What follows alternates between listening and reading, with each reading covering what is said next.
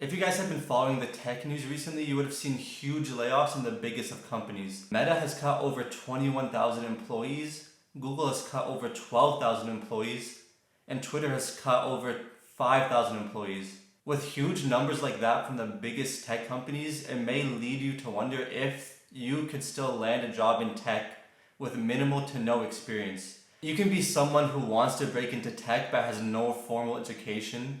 You can be a recent college graduate that wants to break into the tech field, or you can be a career professional that wants to transition out of their career right now into tech. I'm here to tell you that if you focus on the key factors we'll be covering in this video, you can land a job in tech with absolutely no experience. My name is Hamza Siddiqui and I've graduated college 2 years ago and I've been working in the tech field. I know how hard it can be to land a job in tech because I personally had no internship experience, no job experience in the tech field. I only had a bachelor's degree in information systems. Even though I had a college degree in the tech space, I know that anyone can still land a job in tech even if you don't have any formal education. That's why I'm going to be sharing with you guys the key factors that I put immense amounts of effort in to help me land a job in tech. And if you stay tuned to the end of the video, I'll have some bonus tips as well. Alright guys, so when talking about the tech field and how there was a big drop in employment recently, I want to show you this job report that came out by CompTIA in the last couple of weeks in April.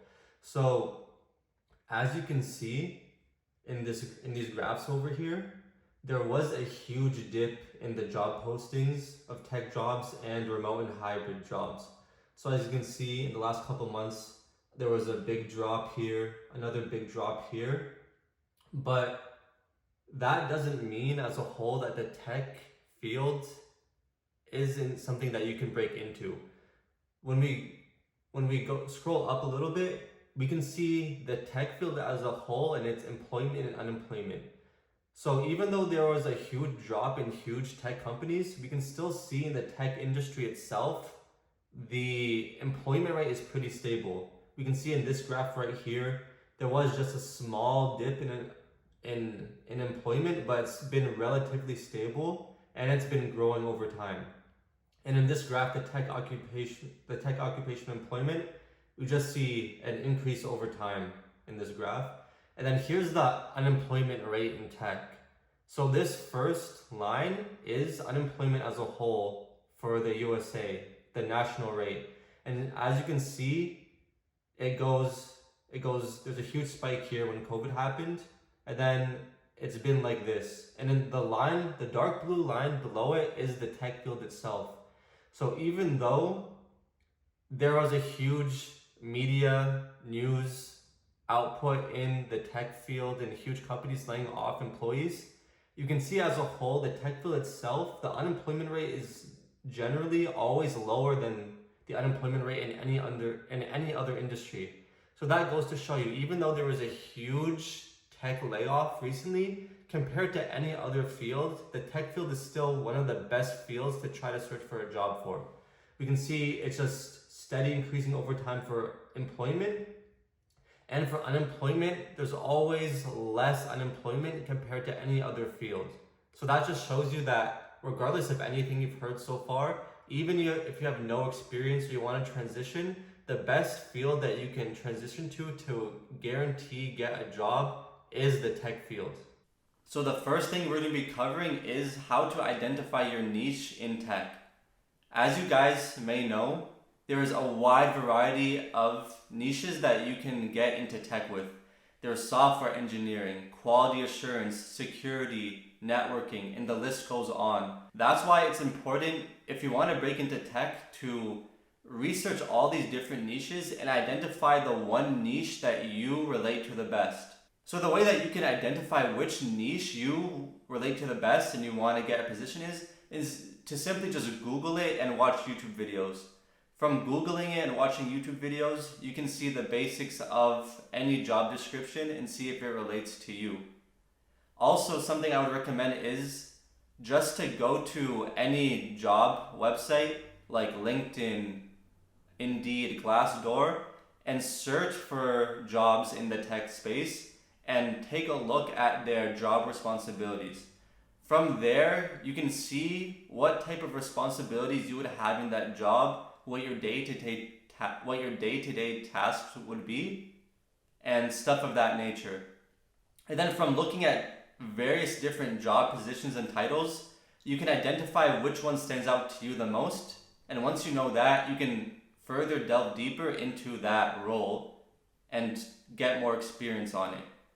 So once you identify the niche that you want to start to study and land a job in, I would recommend that you take a course on it. There are many course websites that I have personally used, like Udemy, which has immensely helped me to land a job in the tech field. When I graduated college, I had absolutely no experience. I just had my degree. But I was able to use Udemy to study AWS, if you've heard it. It's a huge cloud technology that's in really high demand. So I was able to get my AWS Solutions Architect certification, which is a very in-demand certification. And even though I had no experience through an internship or any tech job, I was able to land a very good job in tech because I put in the time to watch a course on Udemy, identify my niche, watch a course on it, and then also get a certification. So this is the Udemy website, which personally helped me get my first hands-on experience in the tech field outside of school, and it helped me learn about AWS. And through the courses on Udemy, I was able to study for and pass my cloud practitioner certification and also my solutions architect certification. So if we take a look at the website, you can see just on this banner on the front page, there's a lot of different avenues you can go down. So there's basic stuff like development, business, and stuff like that. But we want to look at IT and software primarily because we want to break into the tech field, obviously. So we can just click here, and there's an abundant amount of courses that you can look through to see what you're interested in. So like we talked about before, AWS, Cloud Practitioner, Solutions Architect, CompTIA, which is another major certification institution, and Cisco, Microsoft, information security, and the list goes on. Kubernetes, which is huge nowadays. So you can just look through here, search for any courses that you want, look through Udemy or any other course website that'll have tech courses, and you can find anything, any tech field you want, any tech niche that you're interested in. You can find any course that you want through Udemy, and then you can study the course, you can learn about it, and most courses will have hands-on projects that you can do. For example, I've been interested in DevOps and learning different DevOps technologies. So I've been looking at this course and I've taken a few of the modules. So as you can see, they go through stuff like Linux, networking, bash scripting, containerization, AWS, Python, and a bunch of different things. And also in the modules, they include projects that you can do and you can get your hands-on experience. So not only do you get the course information and learn about all the technologies, but if you find a good course, they'll also put in projects that you can complete, so you implement that learning that you do. So if you find good courses like these, you'll be able to learn anything you want in tech, get hands-on experience that you can show to any employer. Once you identify your niche, you take a course and get a certification, that will put you way ahead of many other people that are trying to break into tech but have little to no experience. The good thing about earning a certification is that it gives you credibility when talking to employers. Once you're in an interview, they'll ask you if you have any relevant experience, and if you have any certification that you can talk about, it'll give you so much credibility compared to other applicants. Once you identify the niche that you want to delve into for tech, you take a course on it and you get a certification on it. It gives you proof of concept. It shows employers that not only do you know what you're talking about, it verifies the experience.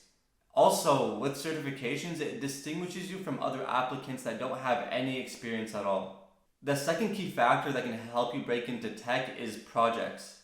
So projects are kind of tied into courses that if you take a good course on Udemy, for example, in the tech field that you want, it usually has projects in it that gives you hands-on experience. The good thing about doing projects is you can get your hands dirty in the tech field that you want. You can see if it's something that you enjoy, and when it comes to the interview process, you can talk to the employers and let them know that you actually have built something within the tech field. For example, if you want to do software engineering, you can write a script and then have that script be able to be shown to other people. Or if you wanted to get into the cloud, you can launch a serverless web application and show that to other people.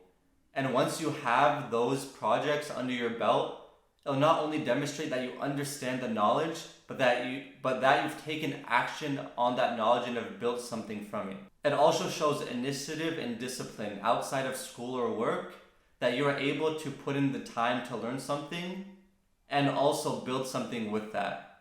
And this is something that I see a lot. Many people want to apply to jobs without any hands-on experience.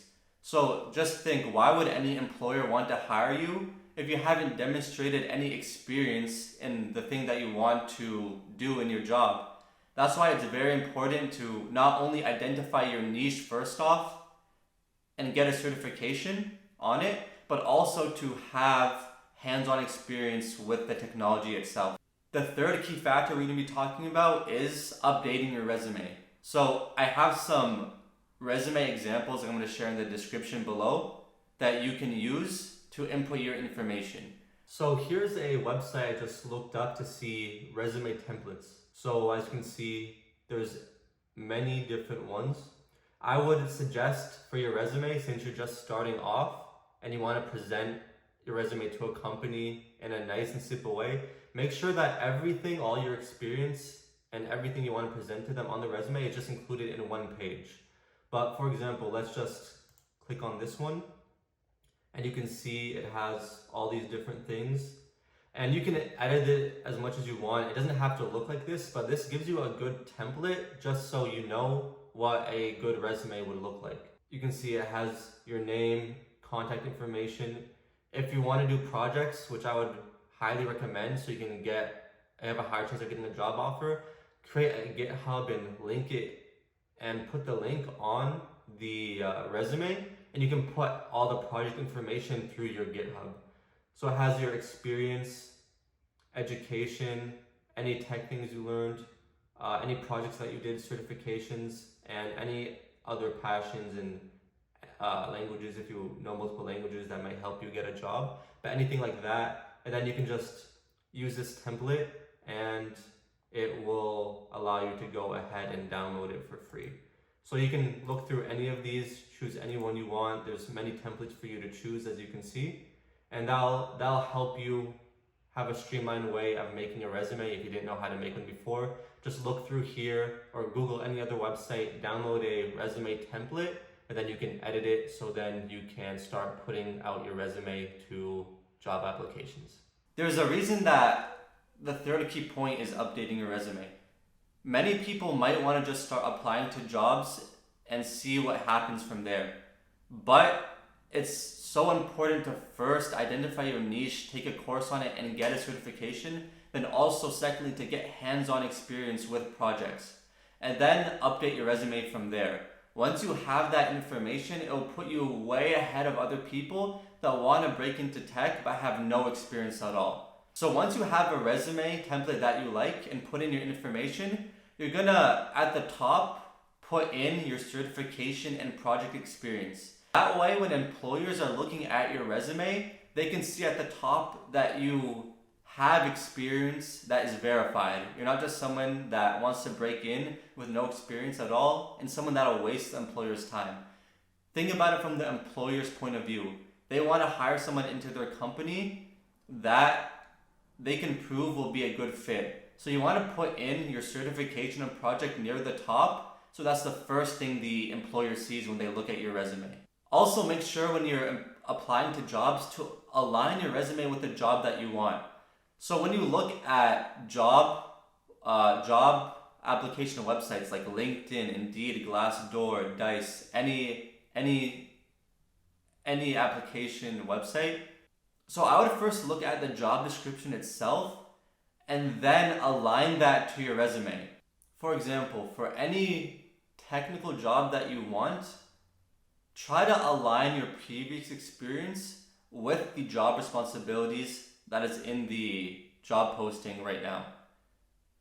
That way, you can kind of fluff up the experience you already have and align it to the job.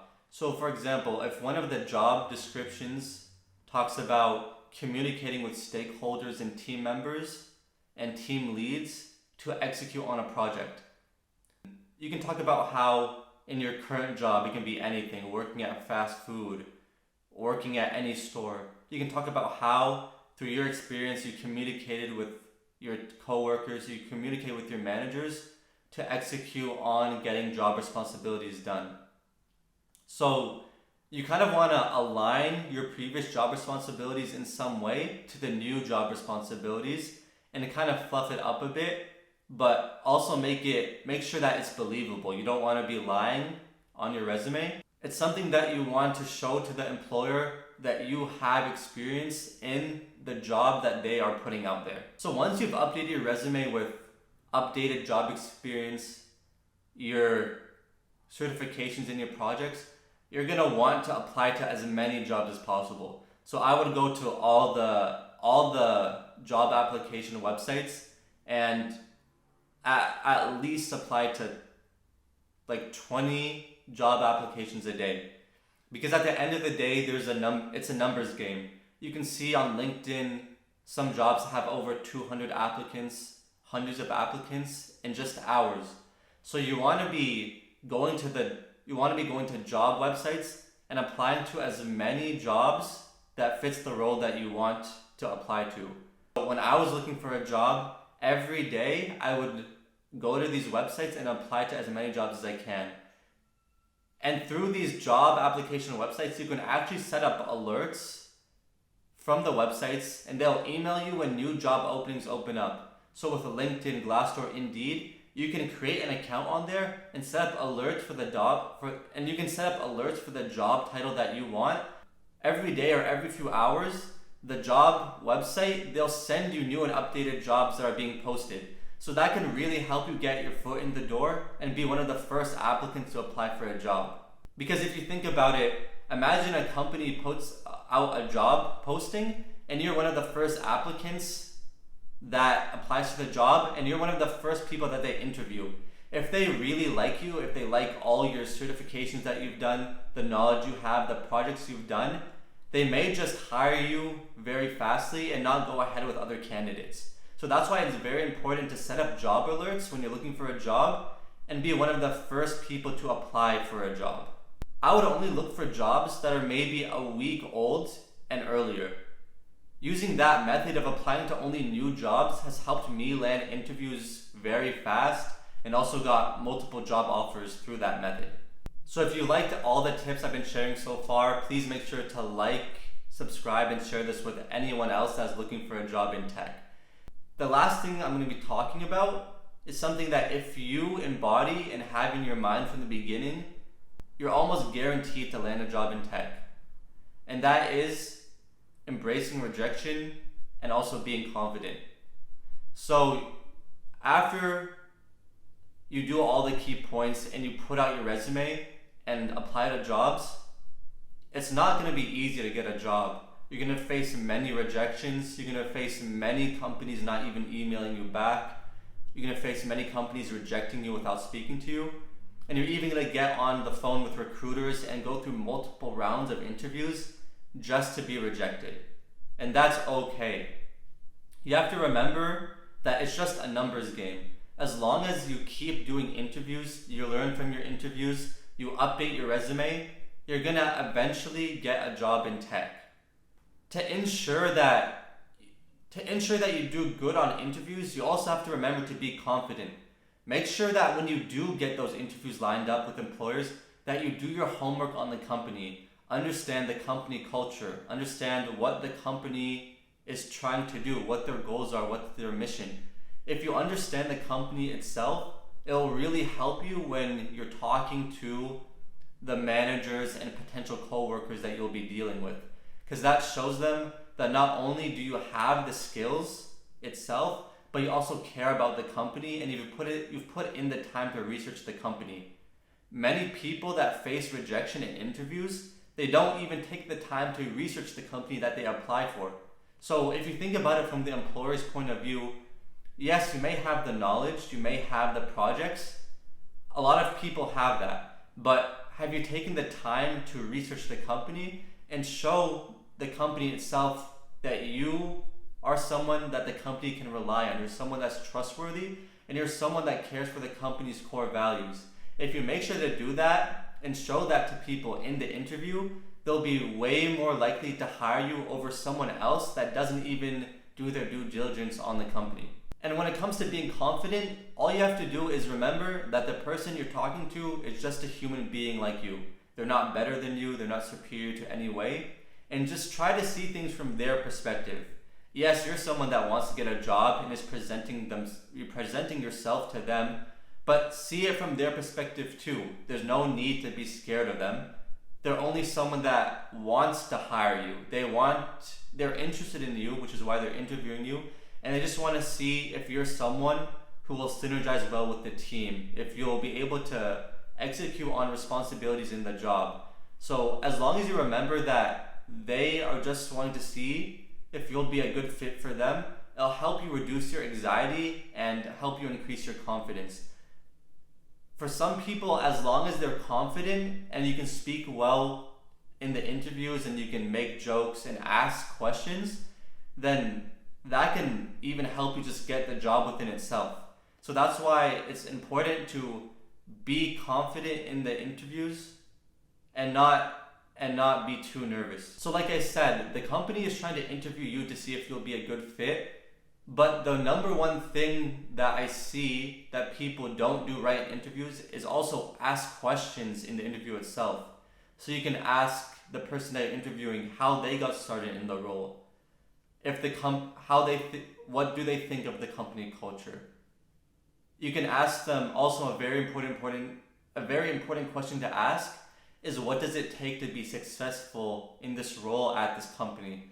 If you ask questions like that, it'll show the interviewer that not only do you have the experience, the certifications, the hands-on experience with projects, and that you've researched the company, but also that you're able to ask important questions and that you're really someone that cares about the job. So if you guys have benefited at all from this information, please leave your feedback down below of anything you thought, any tips that helped you, or any new video ideas around this topic that you'd like to see. Please remember to like the video and also subscribe.